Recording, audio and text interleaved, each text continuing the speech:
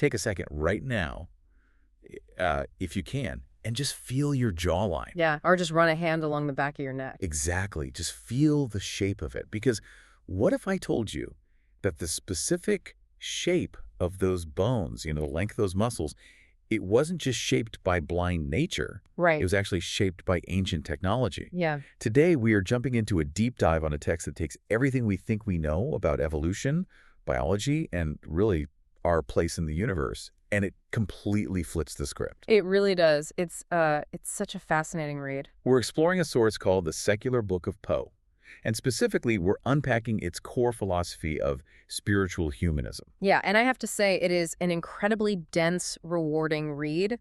What this text does beautifully is it synthesizes evolutionary biology, the laws of thermodynamics, and the cold, hard mathematics of probability. Right, which sounds heavy, but... It does, but it uses all of that to answer the oldest question we have, which is, why are we here? And the remarkable thing is it builds this entire framework of profound meaning without ever relying on the supernatural. Okay, let's unpack this. Yeah. Because the fundamental mission of our deep dives today is to explore how a strictly scientific, secular worldview absolutely does not have to be, cold or isolated or meaningless. Not at all.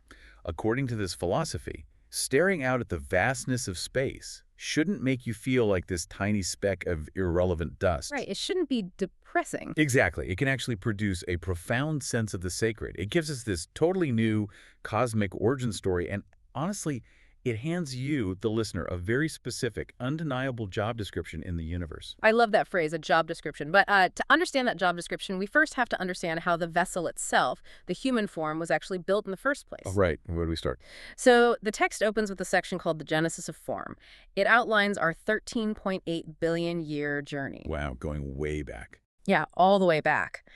It starts with the universe expanding from a singularity of just immense heat and density, cooling down over eons into this vast tapestry of stars and planets. And a key point here, just to clarify for everyone, is that there was no external hand guiding this process, right? Exactly. It was just the fundamental forces of nature engaged in a billions of years long dance. Just physics doing its thing. Yeah.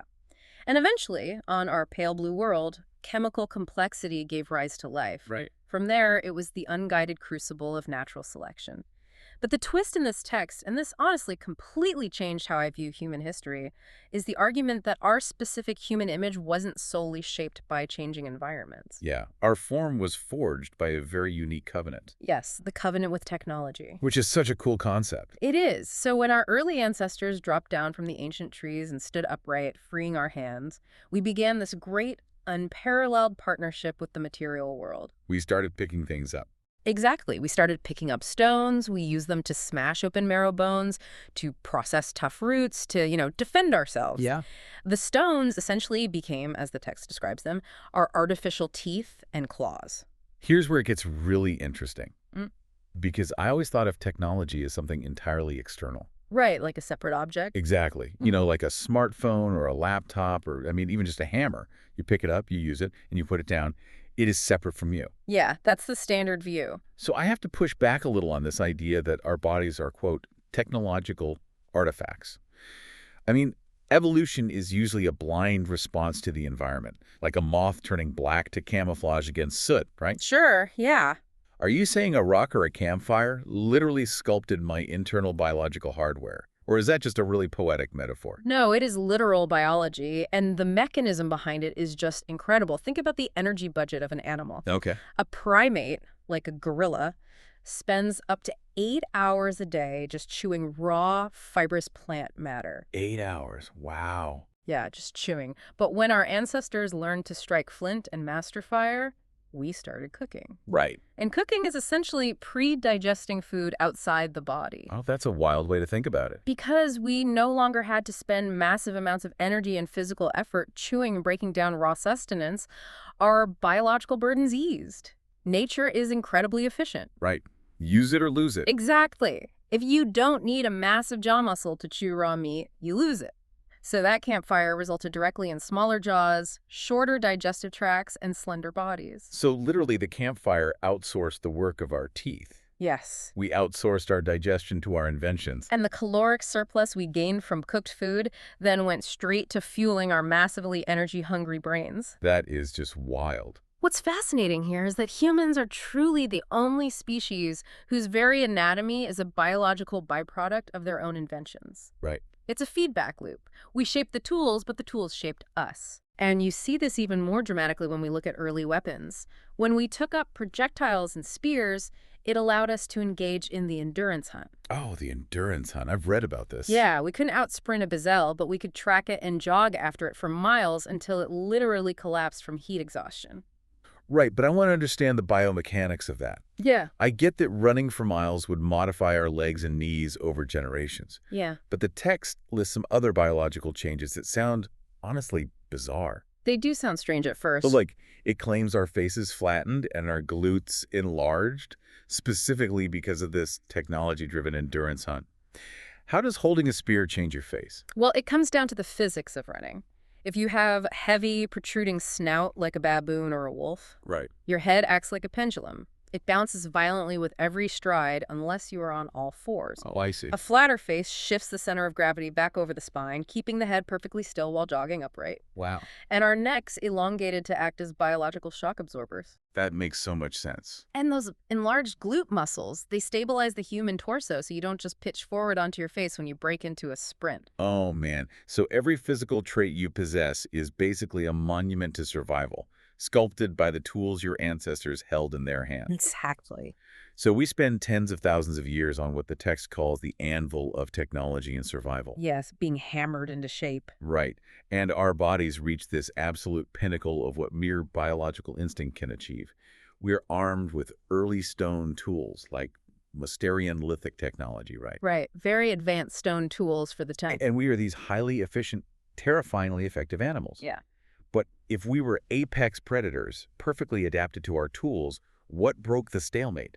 I mean, why aren't we still just out there hunting gazelles with spears? Because the universe is dynamic. Things change. Right. The climate shifted dramatically. The ice advanced. Suddenly, our ancestors were pushed to the very brink of extinction. It's just a massive environmental crisis. It was an existential bottleneck.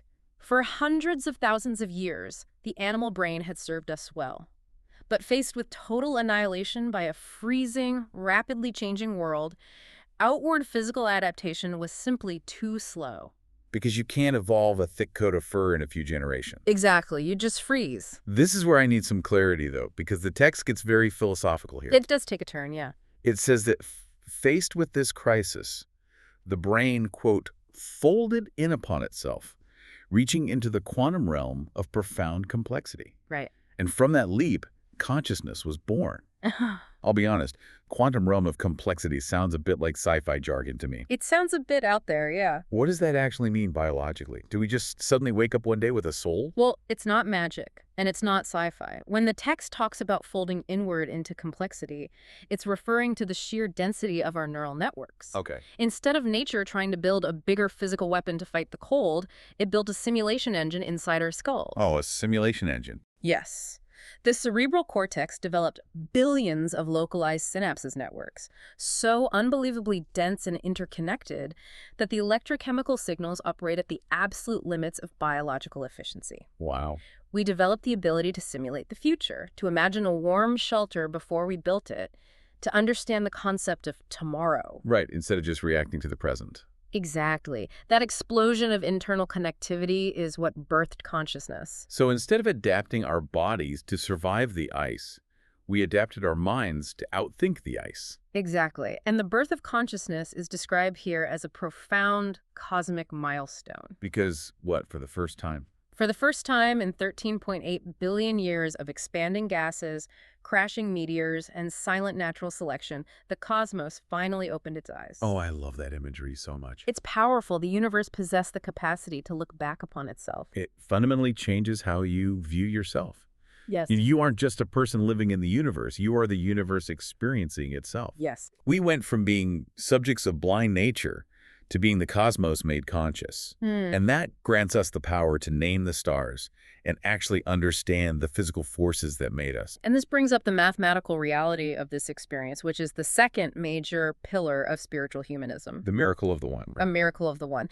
The text speaks directly to the reader here, addressing the astronomical odds of your individual existence. Yeah. It doesn't rely on spiritual dogma. It relies on the irrefutable, cold, hard laws of probability. And it uses that cold, hard math to establish the absolute sacredness of human life. It asks you to just stop and consider your lineage. Your direct lineage. Right. It is completely unbroken since the very first single-celled organism shivering in the primordial seas. Think about what your specific ancestors had to survive. Ice ages, predators, global plagues, famines. Just endless threats. And they had to meet and reproduce at the exact right moment down to the second. The precise collisions of genetics are staggering. The variables required to bring forth you, your exact face, your exact mind, your unique consciousness, are practically incalculable. The quote that really stuck with me from the text is this. It says, if the universe were to run 1 trillion times over, from the Big Bang to the present moment, the culmination of events that resulted in you would happen only once. Only once. 1 trillion times over, Yeah. and there is still only one you. It's incredible. It really is. It is the ultimate antidote to feeling like a mere statistic or, just a cog in a machine. I like to think of it like the aperture of a camera. Oh, that's a good way to look at it. Yeah, and the aperture is just a physical hole letting light in. If you cover it up, the camera is blind. Well, every human life is an irreplaceable aperture, a totally unique camera lens through which the universe is taking a photo of itself. If we connect this to the bigger picture, this philosophy provides a deeply powerful, entirely secular foundation for ultimate human reverence. It states that because the odds of any one human being existing are practically zero, every human life is inherently sacred.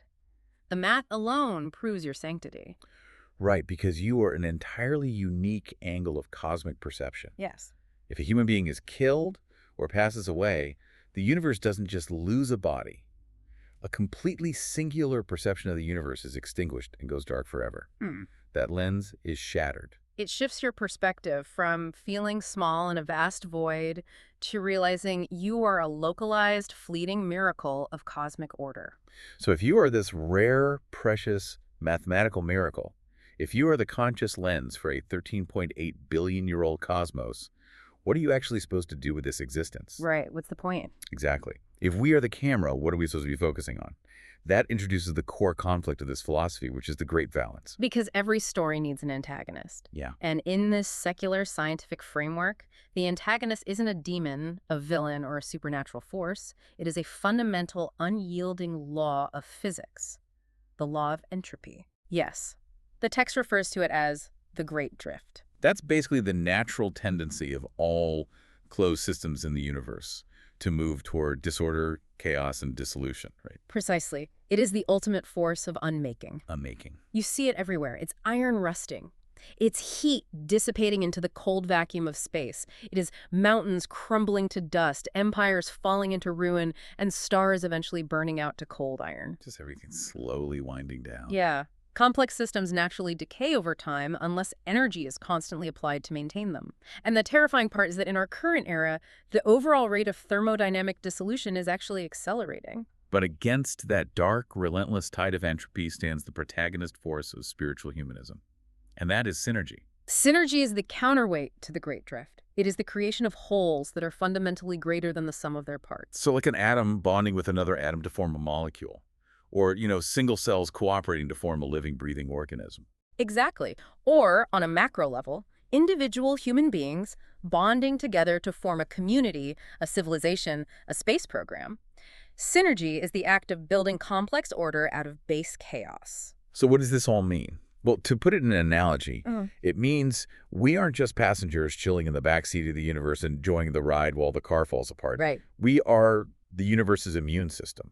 As the cosmos made conscious, our profound responsibility, our job description, as we said earlier, is to act as the ultimate engines of synergy. Yes. We are here to actively fight off the disease of entropy. We are literally tasked with balancing the thermodynamics of the universe.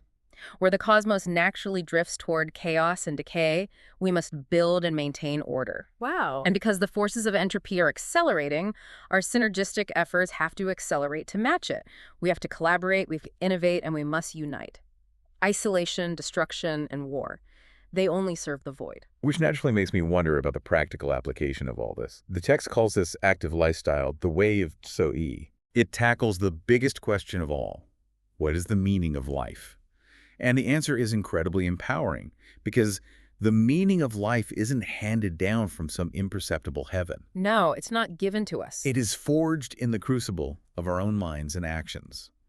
The meaning of life is to realize the cosmos. To realize the cosmos is an active verb.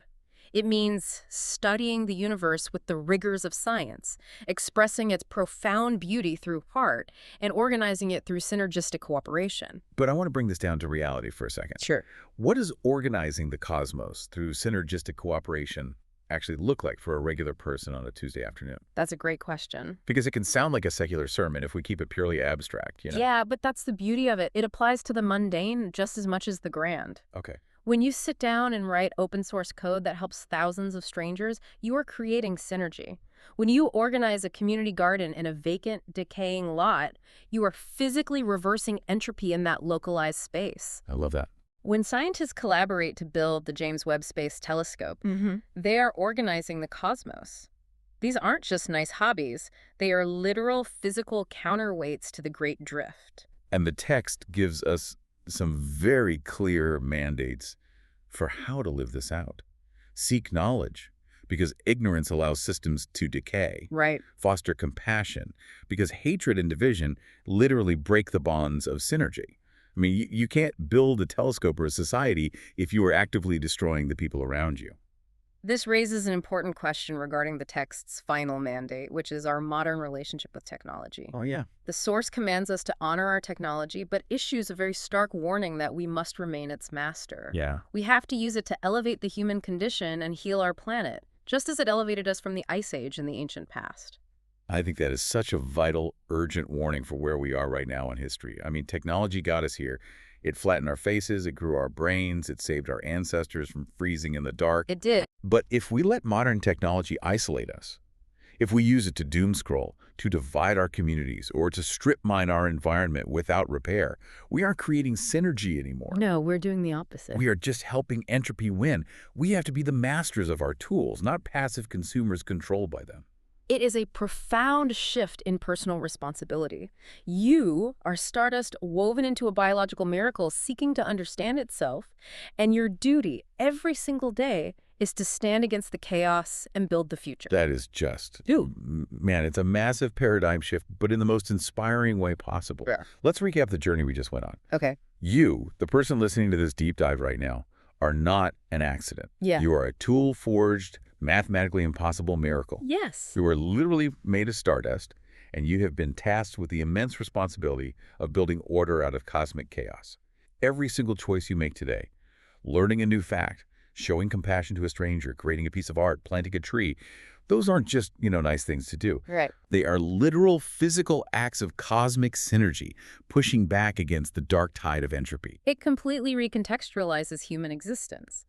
But before we finish, there is one final, lingering thought to consider. Oh, I'm ready. And it builds perfectly on the history we just discussed. Remember that our very first great inward leap, the birth of human consciousness and that dense quantum simulation engine in our minds, was triggered by a massive existential climate crisis. Right. The advancing ice and the threat of total extinction forced nature to fold our brains inward to survive. Right. Our backs were completely against the wall. Yeah. We had to evolve our minds because our bodies couldn't adapt fast enough. Exactly. So consider the world today. Given that the forces of entropy and environmental decay are accelerating so rapidly in our current era, could the modern crises we face today, climate change, global instability, the threat of artificial intelligence, and our own runaway technology, could that be the exact evolutionary pressure needed to force our next great leap in human consciousness and synergy? Are we standing on the precipice of another forced evolution? Wow. Are the crises of today just the anvil for the humans of tomorrow? Exactly. Are we being forced to leap again? That is something I am going to be thinking about for a very, very long time. It's a lot to chew on. It brings us right back to where we started. The next time you step outside and look up at the night sky, don't let the unfathomable vastness make you feel small or insignificant. Right, remember what you are. Remember that you aren't just looking up at a cold, empty universe. You are the universe finally awake, looking back at itself in the mirror. Thank you so much for joining us on this deep dive. We'll catch you next time.